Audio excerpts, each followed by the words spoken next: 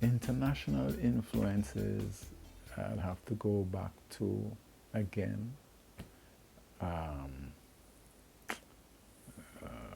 James Jamerson, because I listen to so much music.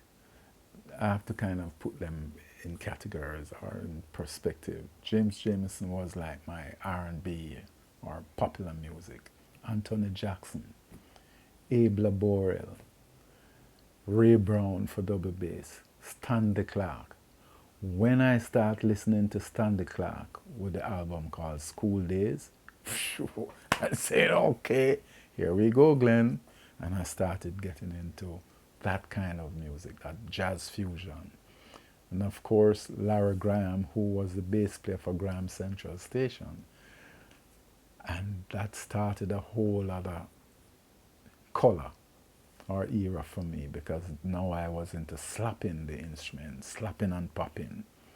So I'd say that he was the most influential for that, Larry Graham, who a lot of people, the younger generation, would know him for singing like One in a Million. I knew him as Graham Central Station bass player. Then I was into some real funky stuff, and that took me to Bootsy Collins. Yes, but it's quite a few. So Ron Carter, Ray Brown for that kind of thing, and then in more recent times, John Patatucci. Nathan East also was a main influence. And I'm just learning that some of the things that I was listening to back then, he as a young bass player was a performer on a lot of those songs. So yeah.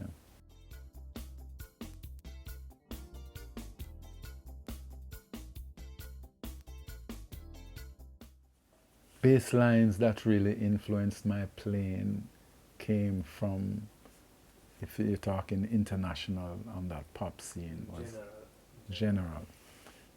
James Jamerson. Um, his bass works on, again, a lot of the Motown record, Standing in the Shadows of Love, songs like that. Marvin Gaye, What's Going On. Yes, those kind of songs really got my attention. And, having to listen to them carefully and play them and get the feeling for it. Because a lot of times, even when you hear a foreign bass player playing reggae, you say, oh, it's not quite like that. Yeah, you get the notes right, but to interpret the feel, to get the feel of it, and your personality comes out in your playing. So I was listening to a lot of James Jamerson. I was listening to a lot of Anthony Jackson. There's this song, I don't remember the name of the song again. Boy de de, boy de dum, boy de de boy de dum, baby de, boy de dum, oh boy de de dum. And I'm saying, wow, that melody is so wonderful, man, well played. And then that led me now to start listening to bass melodies, not just playing rhythmically now, but playing melodies. And then here comes Abla Borel, Jaco Pastorius, and that one stumped me. And then I start to incorporate in some of his style or technique in my playing and in my song, using two strings, and doing a couple of double stops, playing the tenth and all that. I used to listen to a lot of pop, R&B, jazz, funk. So that kind of influenced my style of playing. Now, I live in Jamaica, I'm a Jamaican, and I hear reggae around me all the time. Even though radio wasn't playing so much reggae music, but I had a sound system, so I had to be current with all music. So I was also influenced by people like Val Douglas again. When I hear songs like Nanny Goat, Boris Gardner played Nanny Goat and I didn't know that, and that was one of my favorite Jamaican bass line.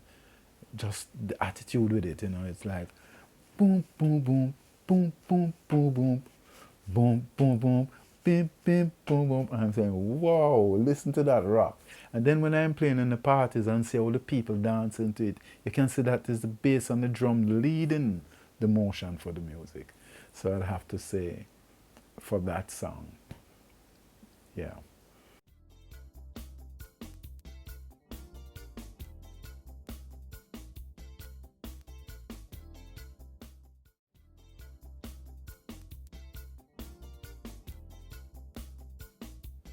I come back again to Jackie Jackson.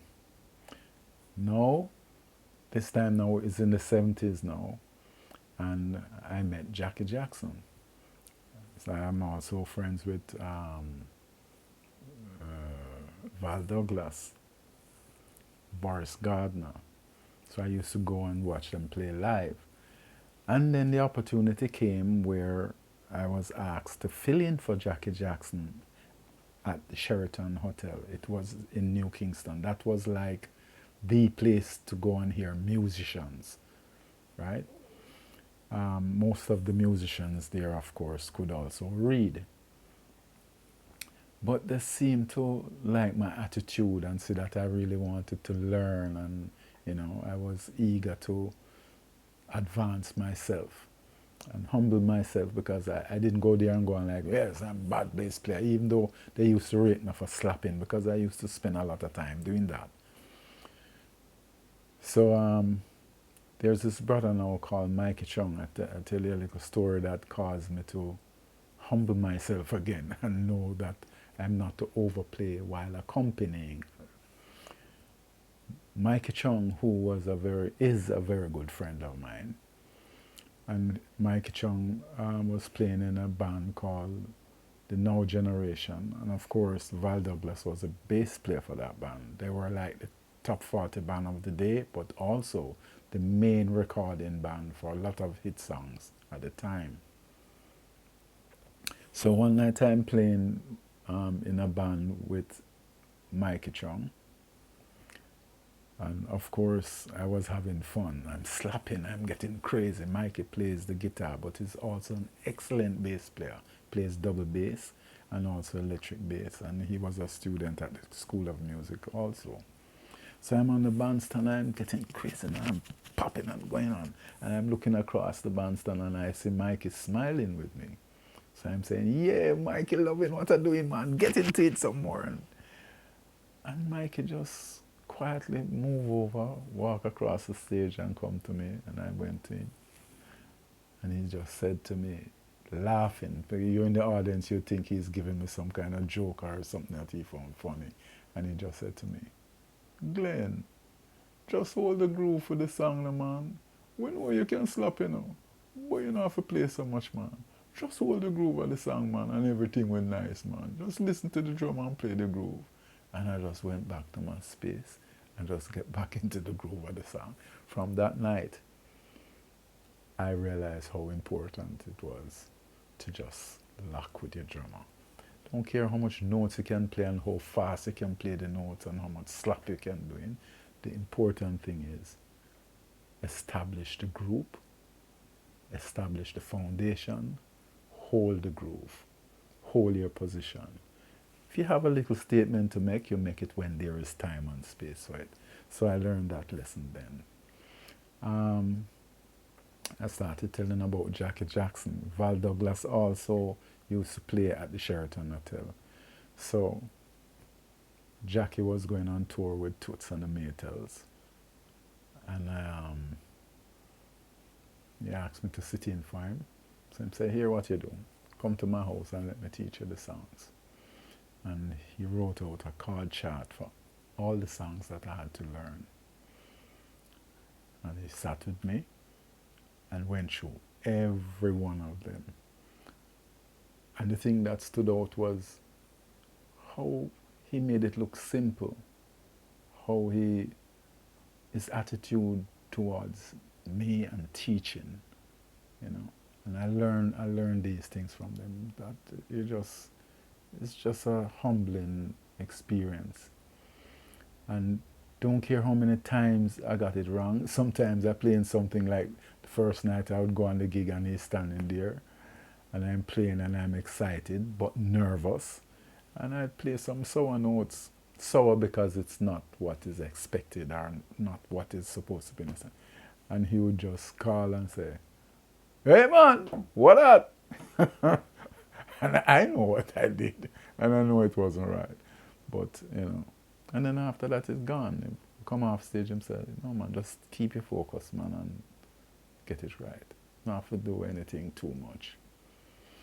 Then, process of time now, getting into another league now. I was asked to go on the North Coast to play in a hotel band.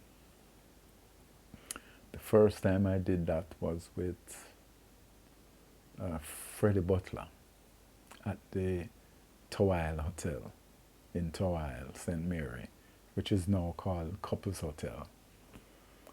Brother, the first night I went to that place, I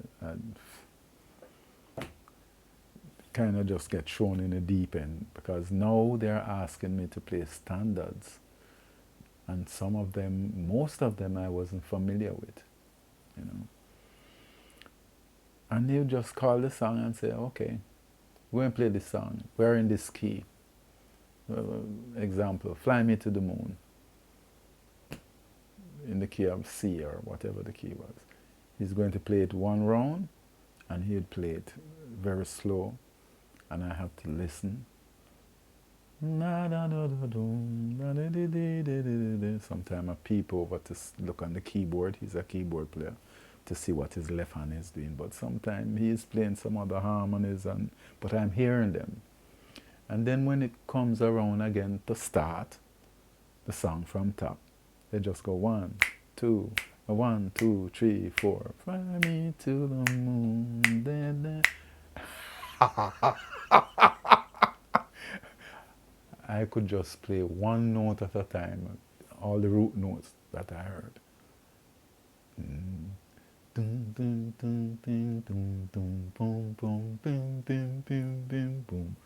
After we took a break, he said to me, "You don't know how to walk." I said, "What do you mean walk?" He said, "Walk the bass, man. You don't hear what the jazz player them walk, man.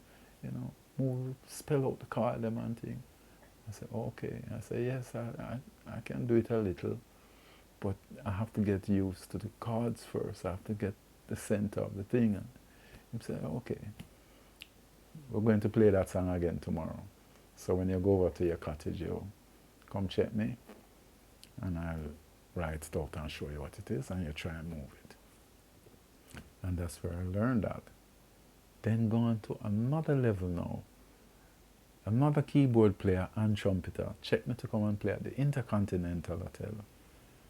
And he's into some deep jazz. And all he would say to me on the bandstand, he don't prepare me or anything, you know. He'd say, "You're all right, man. You will hear it, man. Come." And go on the bandstand. And he's going to play maybe the same "Fly Me to the Moon," but now he's doing it in another key. And he would just look at me and go. So I said, "What's that?" "This is Junior Holden. People know him as Ralph Holden. Junior Holden." So let's go like this. Say, "Flat, flat, 4 flat." And we go, 5 sharp. So I have to think. He said, "Don't worry about it, man. We're going to play around and then you come in." Things like that. So you have to think fast, you have to stay focused, you have to be relaxed. But again, if you want to swim, sometimes you have to get thrown in the deep end and you find your way through. Right? So that's some of my learning experience.